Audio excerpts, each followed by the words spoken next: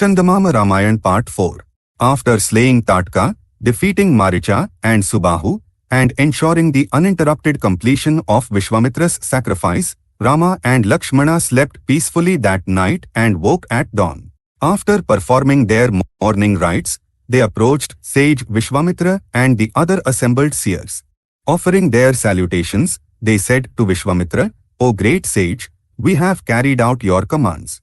Pray, tell us if there are further tasks to be performed." The sages then spoke to Rama and Lakshmana. "King Janaka, the ruler of Mithila, is about to perform a magnificent sacrifice. We are all departing to attend it. Long ago, as a result of a sacrifice, King Janaka received a wondrous bow from the gods. That bow, radiant and divine, is kept in his palace and worshipped daily with fragrant incense and lamps. If neither gods nor demons can string that bow, what need is there to speak of mortal men? Many mighty kings and princes have tried and failed to string it. If you accompany us, you shall witness King Janaka's sacrifice and behold that extraordinary bow." Preparations for the journey began immediately. Vishwamitra said to the forest guardians, "I am departing toward the Himalayas, north of the Ganges, accompanied by the other sages." Having circumambulated the Siddhashrama, he set out. The sages, followed by Rama and Lakshmana, proceeded northward. Behind them came hundreds of carts carrying sacrificial wood, vessels, and other implements for the sacred fires. After walking a great distance throughout the day, they reached the banks of the Sona river at sunset. After performing their evening prayers and rituals, Rama and Lakshmana sat before Vishwamitra and asked, "Lord, what is this land with such beautiful forests? What is its history?" In response, Vishwamitra recounted the history of the land and his own lineage. In ancient times, there lived a great ascetic named Kusha, the son of Brahma. He married a princess named Vaidarbhi and had 4 sons, Kushamba, Kushnabha, Adhurkarajana, and Vasu. Desiring to uphold the dharma of the Kshatriyas, he commanded his sons to divide the earth and rule the people with justice. Accordingly, they established 4 great cities as their capitals. Kushamba's capital was Kaushambi, and Kushnabha's was Mahodya. Adhurkarajana established Dharmaranya, and Vasu ruled with Girivraja as his capital. We are currently in the land once ruled by Vasu. 5 beautiful mountains surround this land. The Sona river originates in these mountains, making this region fertile and lush. It is a river that flows from the east toward the west. Among Kusha's sons, I mentioned Kushnabha. His wife was Ghritachi, and they had 100 daughters, all of incomparable beauty. One day, while the maidens were sporting and singing in the forest, Vayu, the wind god, beheld them and, filled with desire, asked them to marry him. He promised that if they consented, he would make them immortal and eternally young. When they refused, Vayu became enraged and cursed them, turning them into dwarfs. The maidens went weeping to their father and recounted everything. Kushnabha was pleased by his daughters' fortitude and their loyalty to their lineage. Deciding it was not wise to keep them unmarried, he gave them in marriage to Brahmadatta, the ruler of Kampilya.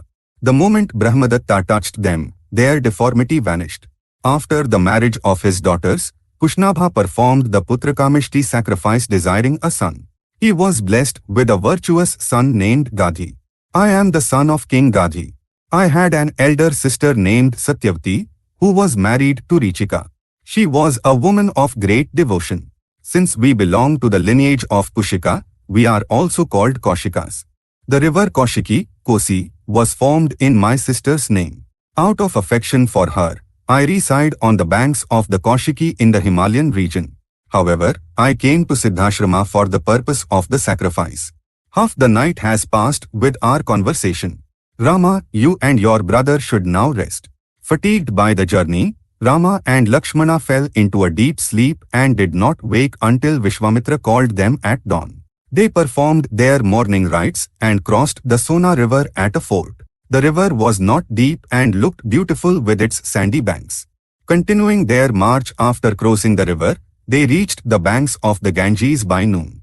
Beholding the sacred Ganga, everyone was filled with boundless joy.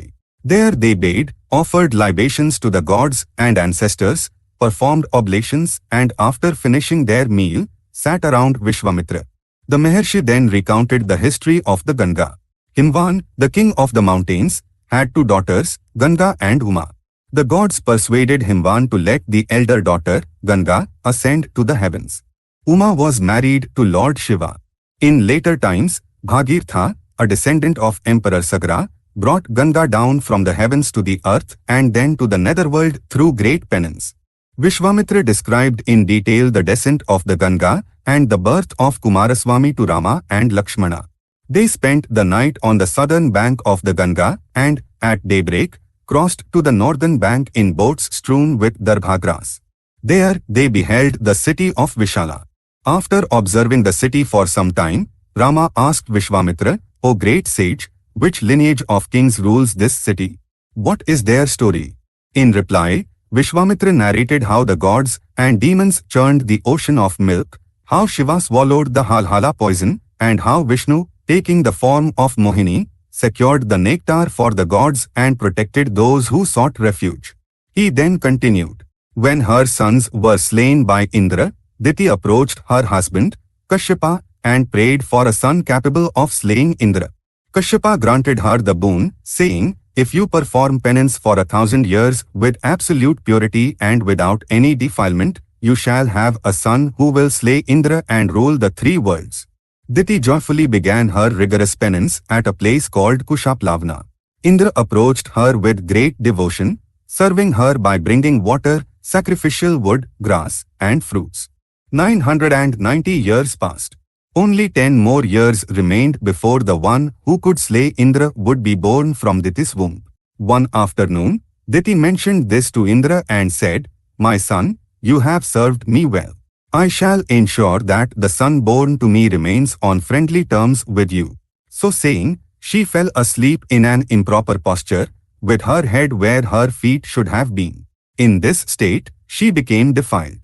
Seizing this opportunity, Indra entered her womb and, with his vajra, cut the embryo into 7 pieces. These became the 7 maruts, equal to the gods. Rama, it was in this very place that Indra served Diti during her penance. Later, King Ikshvaku had a son named Vishala, who built this great city. That is why it is called Vishala. It is currently ruled by Sumti, a descendant of that lineage.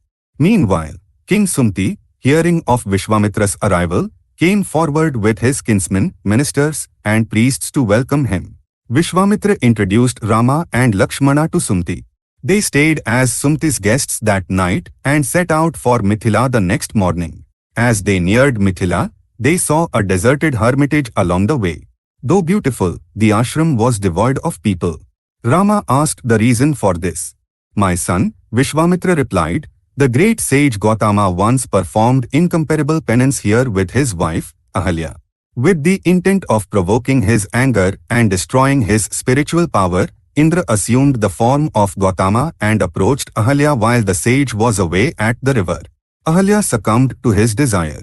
When Gautama returned and discovered what had happened, he cursed Indra and then cursed his wife.